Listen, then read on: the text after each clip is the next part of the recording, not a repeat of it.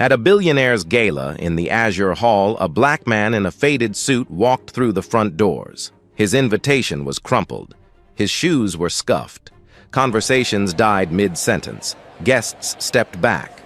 Waiters changed direction. The host signaled his staff, "Don't let him cause a scene." No one spoke to him. No one offered a drink. He stood alone by the wall like he didn't exist. Then a female billionaire walked in, stopped in the center of the room, and called his name in front of everyone.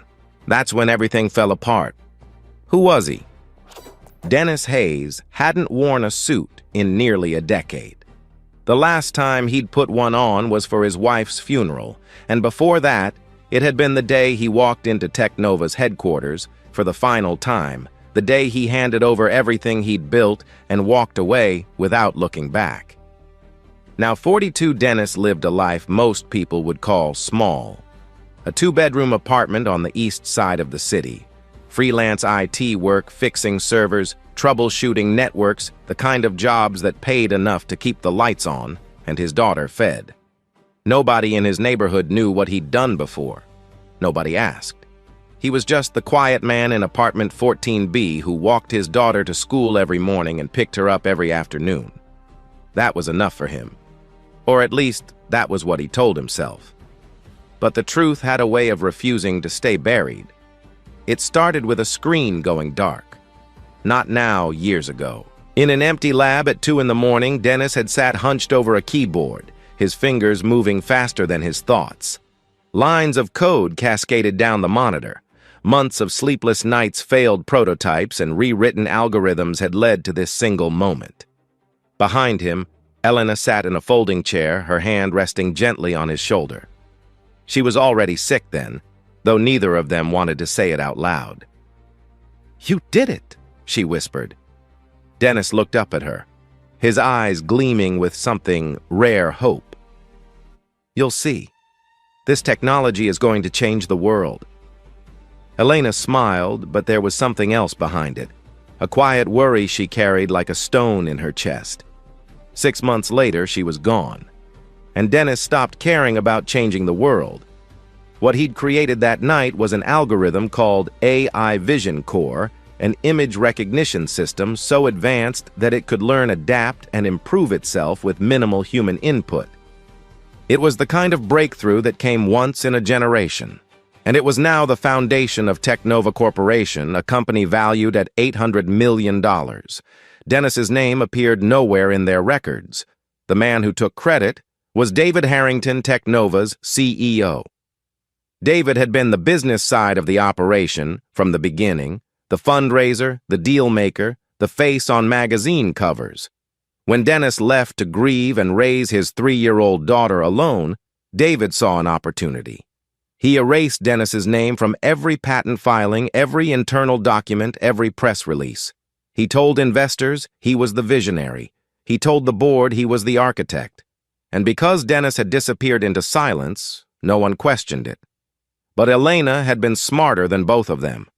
Before she died, she'd asked her lawyer to insert a single clause into the intellectual property agreement Dennis had signed with Technova. Clause 447B.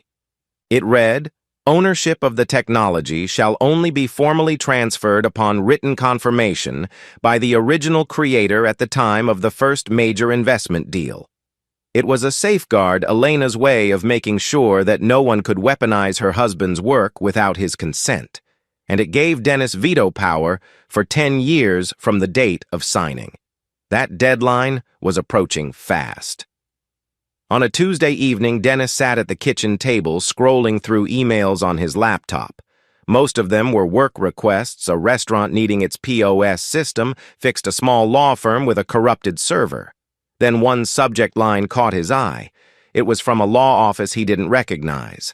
The message was formal, precise, and devastating. "Dear Mr. Hayes, pursuant to Clause 447B of Contract Number 447B, signed February 18, 2016. Your final right of confirmation regarding AI Vision Core technology will expire at 11:59 p.m. on February 15, 2026, unless you submit written refusal or approval." Technova Corp is preparing to finalize a $300 million investment deal with Pinnacle Ventures. The announcement event will take place on February 14th, 2026 at 7 p.m. at the Azure Hall. This is your final notice. Dennis read it 3 times. The words didn't change. $300 million. Built on his code. Announced at a gala he wasn't invited to. And if he didn't show up, the contract would activate automatically. His silence would become consent. His name would be erased forever. He closed the laptop and stared at the wall. Then he opened his inbox again. Below the legal notice sat another email, this one from an address he didn't recognize. No signature, no greeting, just a single line. Clause 447B. Elena didn't forget. Neither did I. Dennis's breath caught. Someone out there knew the truth. Someone remembered Elena. He didn't know who sent it or why, but the message did something the legal notice alone couldn't. It told him he might not be completely alone. He sat with that for a long time. Across the room, his daughter Maria was stretched out on the living room floor, surrounded by colored pencils and half-finished drawings. She was 11 now, long-limbed and sharp-eyed with her mother's quiet intensity and her father's stubborn jaw. She looked up from her sketch pad and studied his face the way she always did when something was wrong. "Daddy, are you sad?" she asked. Dennis forced a small smile. "No, baby, just thinking." "About what?" He exhaled slowly. "About a place I might have to go. A place I don't really want to be." Maria set her pencil down and sat up, crossing her legs. "If you don't want to go, then don't." The simplicity of it almost broke him.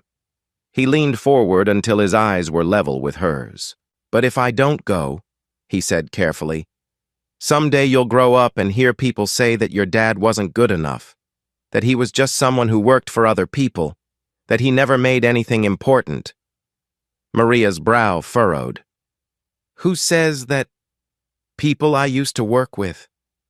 Her eyes narrowed, the same look Elena used to give when she caught someone in a lie. "They're lying, aren't they?" Dennis nodded slowly. "Yes, and I have to prove them wrong. Then can I come with you?" He hesitated. Everything inside him wanted to say no. He knew what that room would look like, how those people would treat him, what his daughter would witness. "People there won't be nice to me, Maria." She looked at him with steady eyes, not afraid, not naive, just certain. "Then you won't be alone." Dennis reached out and took her hand. Her fingers were small and warm, still smudged with green and blue pencil marks. In his mind, a voice he'd been ignoring for all those years finally spoke clearly. If he didn't go, his daughter would grow up believing that silence was the only way to survive. That hiding was the same as living. That the truth didn't matter as long as you were safe. He couldn't teach her that. He wouldn't. Dennis stood up and walked to the hallway closet. Behind winter coats and old boxes pushed to the very back hung a garment bag he hadn't touched since the day he left Technova. He unzipped it. Inside was a charcoal gray suit. Not expensive, not new, but well made. Elena had picked it out for him the week before his first product demo. The fabric still smelled faintly of cedar and something else he couldn't name. Memory, maybe. He laid it on the bed and looked at it for a long moment. Maria appeared in the doorway, already holding her white dress, the one she wore to school recitals. She didn't ask again if she could come. She just stood there, ready. Dennis looked at his daughter, then at the suit, then back at her. "I'm not going to ask anyone for respect," he said quietly, more to himself than to her. "I'm going, so you can see that the truth doesn't need to shout." Maria nodded as though she understood something far larger than the words themselves. 2 hours later, Dennis Hayes buttoned his old suit in front of the bathroom mirror. The collar was slightly faded. The shoulders were a little tight, but it still fit. He picked up the crumpled invitation, the legal notice he'd printed, and folded into his pocket and took his daughter's hand.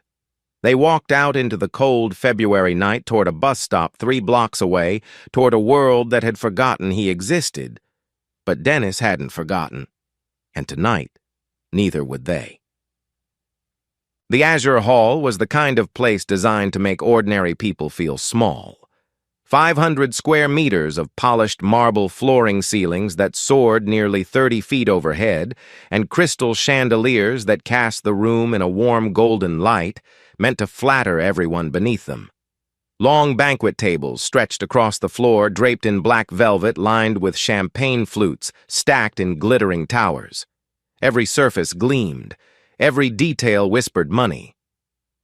At the far end of the room, a massive LED screen displayed the evening's purpose in crisp white letters: Technova X Pinnacle Ventures, $300 million investment, AI Vision Core, the future of intelligent recognition. The guests matched the setting: tailored suits, designer gowns, watches that cost more than most people's cars. These were executives, venture capitalists, tech influencers, people who measured their worth in portfolios and press mentions. They moved through the room like they owned it, because in many ways, they did.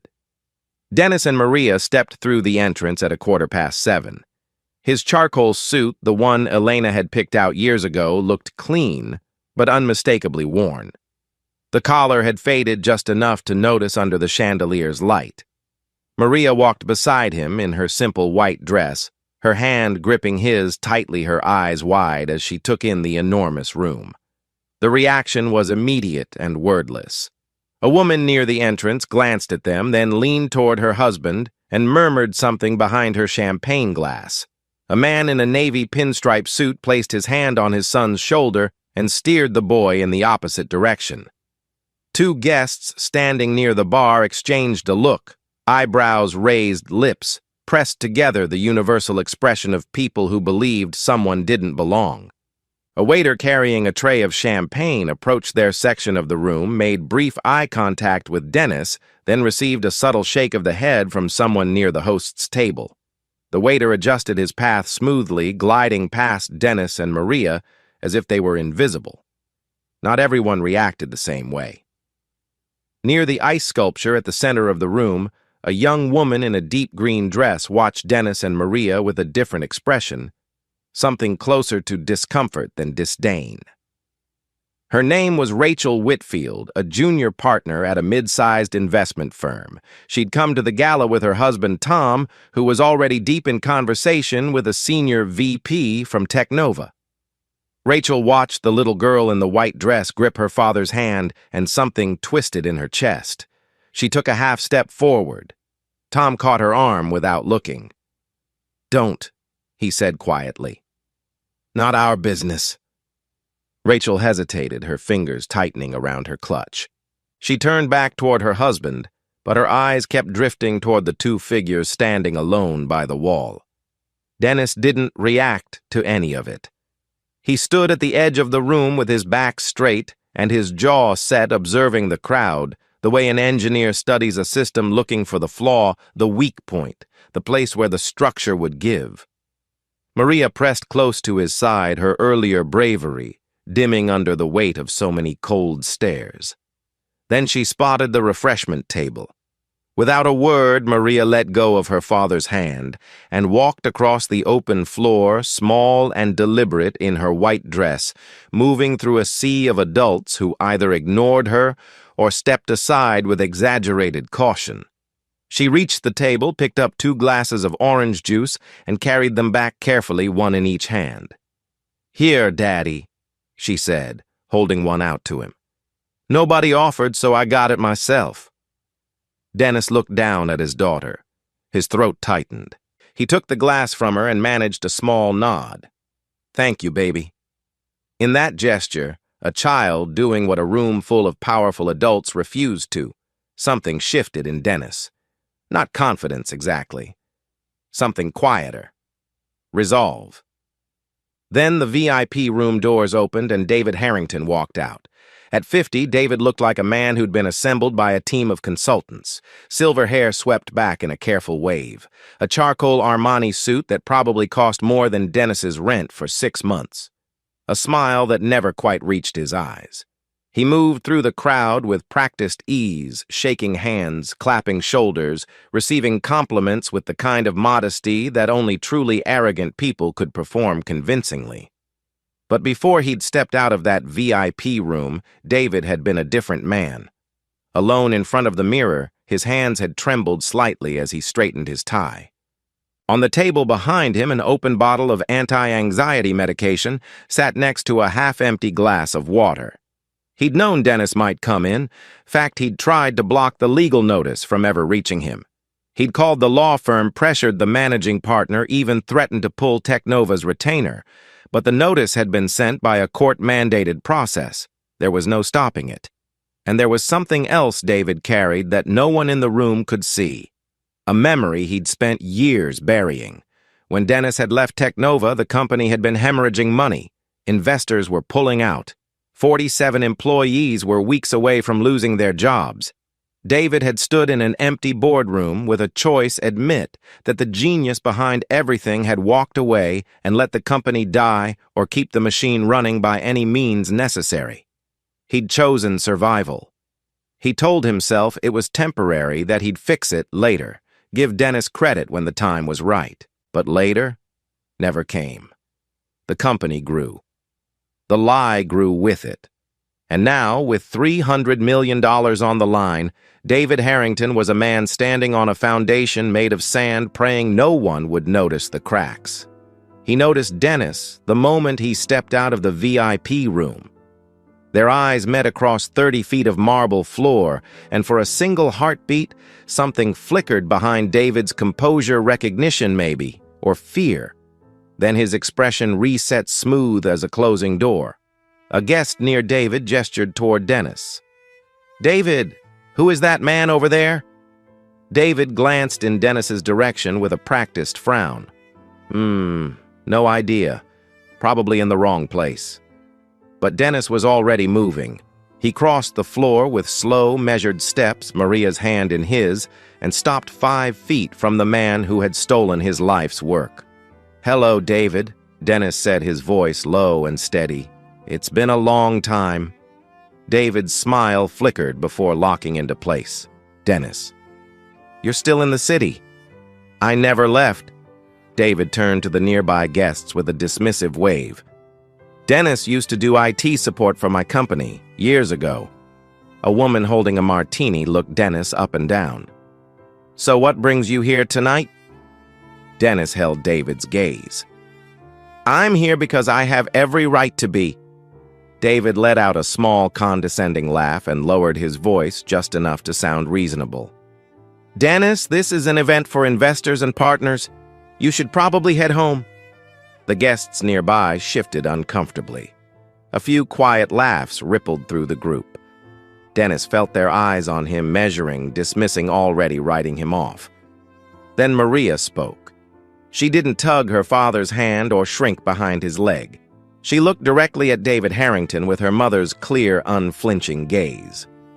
"You said my dad did IT support," she said, her voice small but perfectly steady. "But my dad is way better than that." The laughter stopped. A few guests exchanged uncertain glances. David blinked, caught off guard not by the weight of the words, but by the simple, unshakable certainty of a child who knew her father and wasn't afraid to say so. Dennis knelt down and straightened the collar of Maria's dress. He didn't respond to David. He didn't need to. His daughter had said enough. The murmuring shifted. Not everyone was mocking now. A few people studied Dennis with something closer to curiosity than contempt. "Who is he really?" "He seems to know David personally." At 7:45, the main doors of the Azure Hall swung open. A woman entered alone. No entourage, no announcement. She wore a black tailored blazer over a simple white blouse, and she carried a leather briefcase in one hand.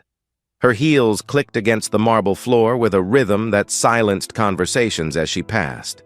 Her name was Catherine Blake. She was 45 years old and the CEO of Pinnacle Ventures, the firm that was about to pour $300 million into Technova. In the world of venture capital, Catherine Blake was a legend. She'd built her reputation on a single principle that made most tech CEOs nervous. She only invested in companies with full transparency. Every patent verified, every founder confirmed, every line of code accounted for.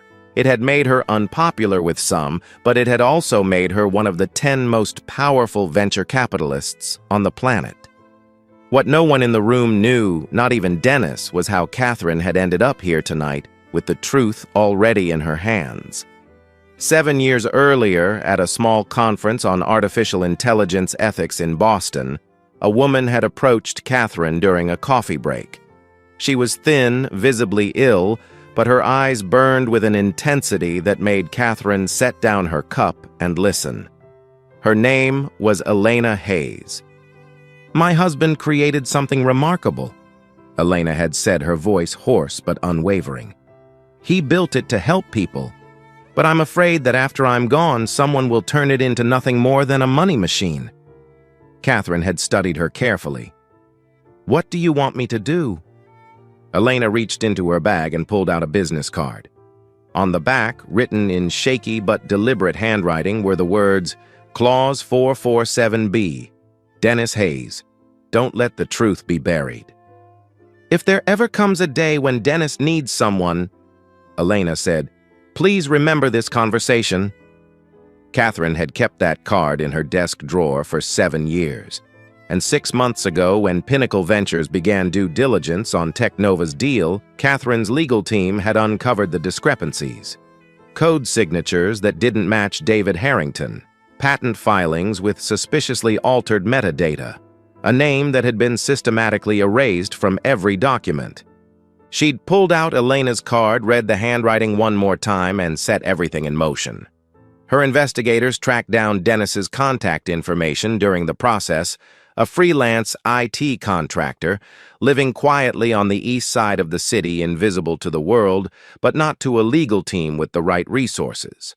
It was Catherine who had sent the anonymous email to Dennis. One line. No signature. Just enough to let him know he wasn't forgotten, but not enough to rob him of his own choice. She needed Dennis to walk through those doors on his own. Not because someone told him to, because he decided to. And he had. Now Catherine stood in the center of the azure hall, scanning the room until her eyes found what she was looking for. A man in a worn charcoal suit, kneeling beside a little girl in a white dress, holding her hand near the back wall. Catherine set her briefcase on the nearest table. The room was already watching her.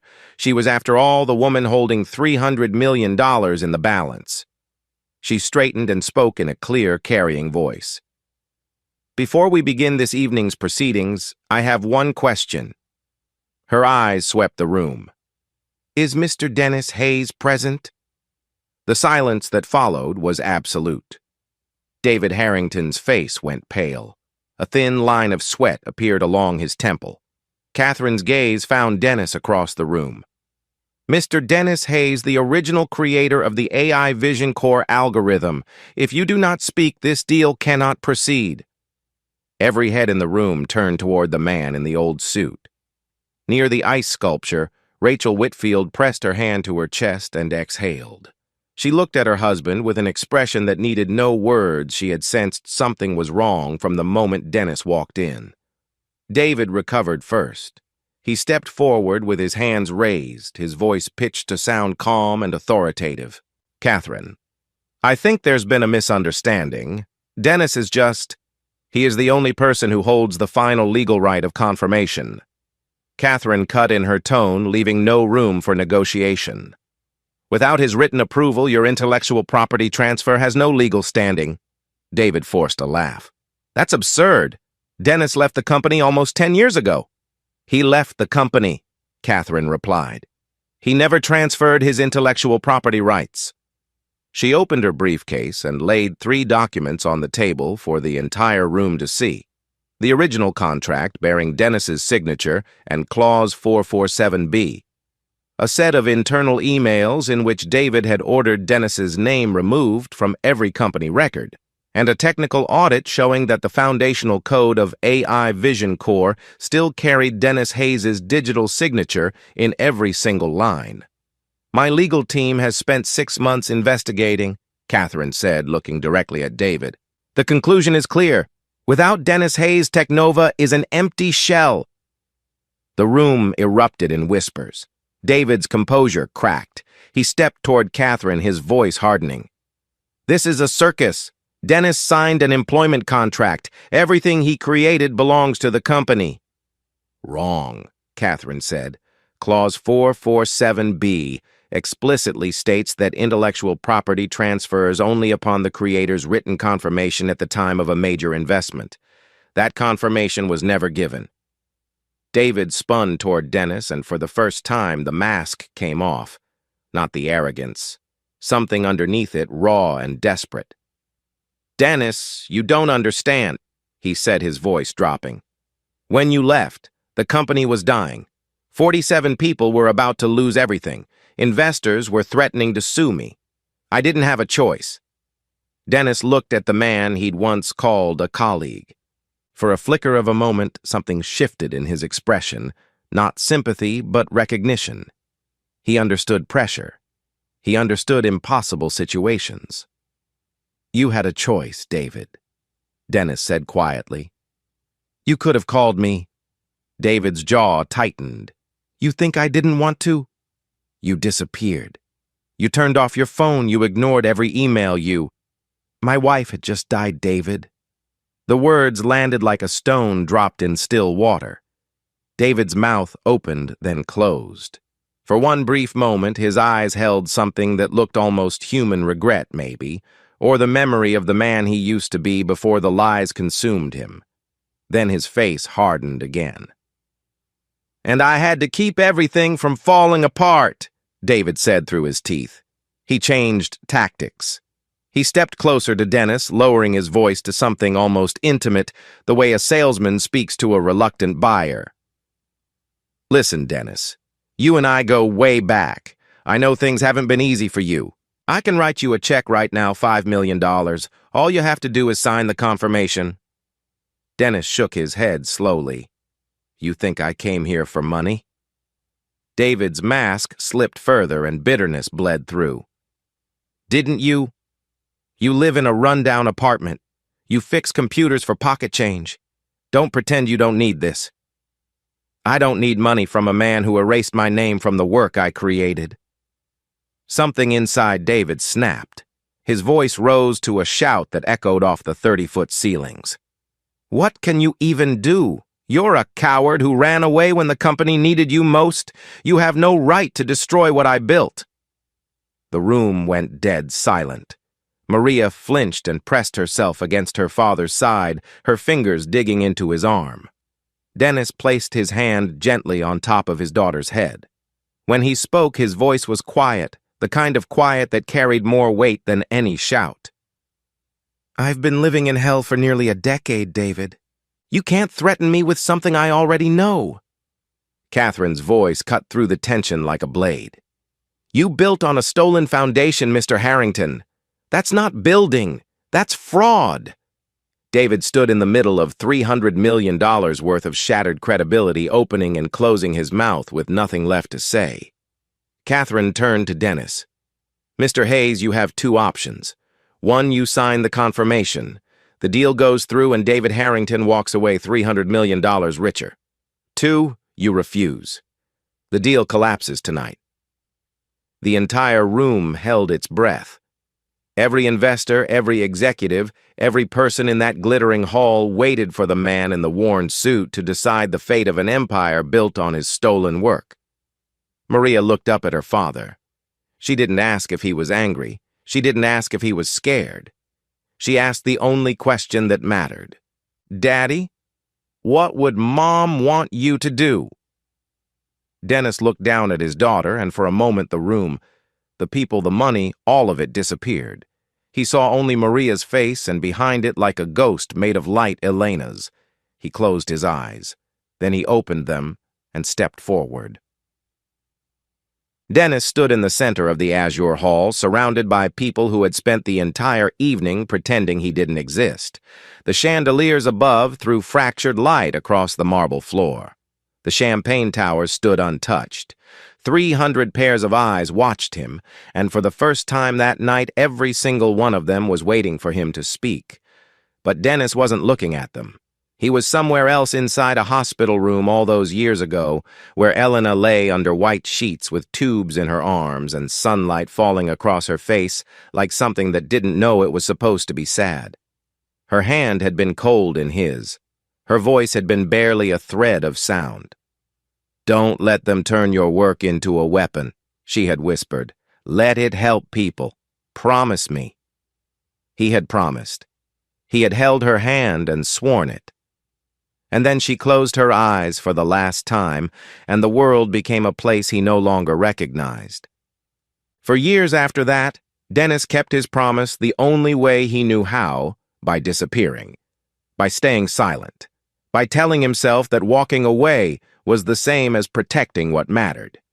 He'd watched from the shadows as Technova grew, as David's face appeared on magazine covers, as the technology he'd built in a dark lab at 2 in the morning became a household name with someone else's signature on it. And he had said nothing, because saying something meant going back, and going back meant feeling everything he'd buried on the day Elena died. But standing here now, with his daughter's question still ringing in his ears, Dennis finally understood the truth he'd been hiding from. Silence hadn't protected anything. Silence had let the lie grow. Silence had let David Harrington build an empire on stolen ground, while the real story rotted in the dark. And if Dennis stayed silent one more night, that lie would become permanent. His name would vanish forever. His daughter would grow up in a world that told her the truth didn't matter, that the people with the loudest voices and the biggest wallets always won. He couldn't let that happen. Not for himself, for Elena, for Maria, for the promise he'd made in a hospital room that smelled like antiseptic and grief. Dennis opened his eyes. The room sharpened back into focus. He spoke in a low, steady voice that carried to every corner of the hall without rising above a conversational tone. "I didn't come here to destroy anyone. I came here to take back the truth." He turned to David, who stood 6 feet away with his fists clenched and his face drained of color. "You asked me once why I left, David. I'll tell you now. I left because I couldn't work alongside someone who saw technology as nothing more than a way to get rich and forgot what it was created to do." David opened his mouth, but Dennis was already turning away from him. He faced Catherine Blake. "I refused to sign the confirmation for Technova." A gasp rippled through the room. Investors exchanged panicked glances. A man near the back pulled out his phone and began typing furiously. Dennis let the reaction settle, then continued. "But I'm willing to transfer my confirmation rights to Pinnacle Ventures to Ms. Blake's fund under 3 conditions. Catherine folded her arms and listened. "First," Dennis said, "AI Vision Core must carry the name of its true creator in all documentation, all patents, and all public records. The history gets corrected." Catherine gave a single nod. "Accepted. Second, 20% of all future profits generated by the technology will be directed into a scholarship fund for orphaned children who want to study technology. The fund will carry my wife's name, the Elena Hayes Foundation." Something shifted in Catherine's expression, a softening that she didn't try to hide. "Accepted. Third," Dennis looked at David. "David Harrington issues a public apology to the board of directors and resigns as CEO." The room held its breath. David's face twisted, his mouth working as though the words were being physically pulled from him. But before he could respond, Catherine raised her hand. "Mr. Hayes, I accept the first 2 conditions without reservation." Her voice was measured, careful.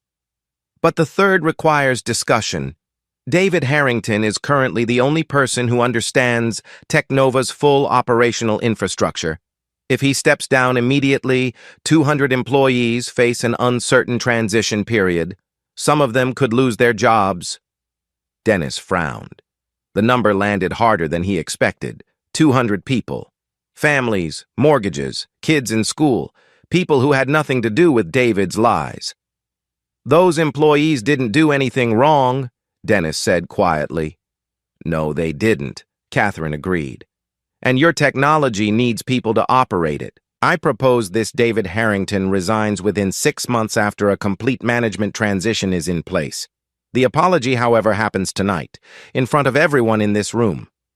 Dennis weighed the words. He looked at Maria, who stood beside him with her hands still wrapped around his. She didn't say anything. She didn't need to. Her presence alone reminded him why he was here, not for revenge, not for satisfaction, but for something that would still be true tomorrow morning. 6 months, Dennis said. "But the apology happens now." Catherine turned to David. "Mr. Harrington." David stood alone in the wreckage of everything he had spent years constructing. No one moved to stand beside him. No one offered a word of support. The investors who had been shaking his hand 20 minutes ago now looked at him the way people look at a building that's already started to collapse with distance and with the quiet calculation of how far to stand so the debris doesn't reach them. His shoulders dropped.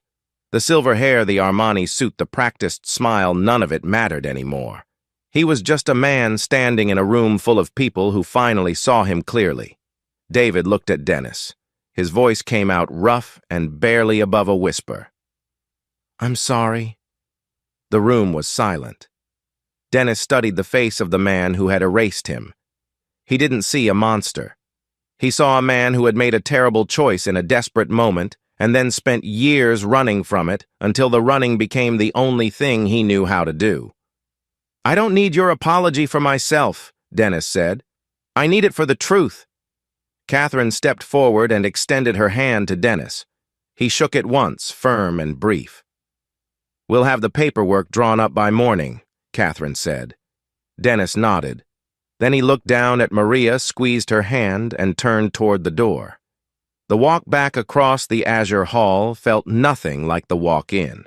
When Dennis and Maria had arrived, the crowd had parted with suspicion and contempt. Now people moved aside in silence. No one laughed. No one whispered. A few guests lowered their eyes as he passed, not quite ashamed, but unable to meet his gaze. Near the ice sculpture, Rachel Whitfield stepped forward. She didn't say a word. She simply placed her hand on Dennis's shoulder for a single moment, then gave a small nod. It wasn't much. But after an evening of silence, it was enough. Dennis and Maria walked through the front doors and out into the February night. The cold air hit them immediately. After the warmth and golden light of the hall, the street felt stark and real, cracked sidewalks, bare trees, the distant rumble of a city that never stopped moving. A streetlight buzzed overhead, casting a pale circle of light on the pavement. Somewhere down the block, a car honked. The world outside the Azure Hall didn't know what had just happened. It didn't need to. The people who mattered already knew. Maria looked up at her father. Her breath made small white clouds in the cold air. "Daddy, did you win?" Dennis knelt down on the cold sidewalk and wrapped his arms around her. She smelled like orange juice and colored pencils and everything good he had left in the world. "I didn't win, baby," he said softly. "I just didn't lose myself." Maria pulled back and looked at his face. "Are you sad?" Dennis shook his head. "No, because you saw the truth tonight, and that's all I ever wanted." He stood up, took her hand, and they walked together toward the bus stop at the end of the block. Nothing about his appearance had changed from the moment he'd walked into that gala. But his shoulders were straighter, and his daughter walked beside him like she understood something that most people spend their entire lives trying to learn. Sometimes winning isn't about getting everything. Winning is about not abandoning who you are. If this story moved you even just a little, let me know in the comments. And if you're new here, subscribe and stick around. Stories like this one, they're just the beginning.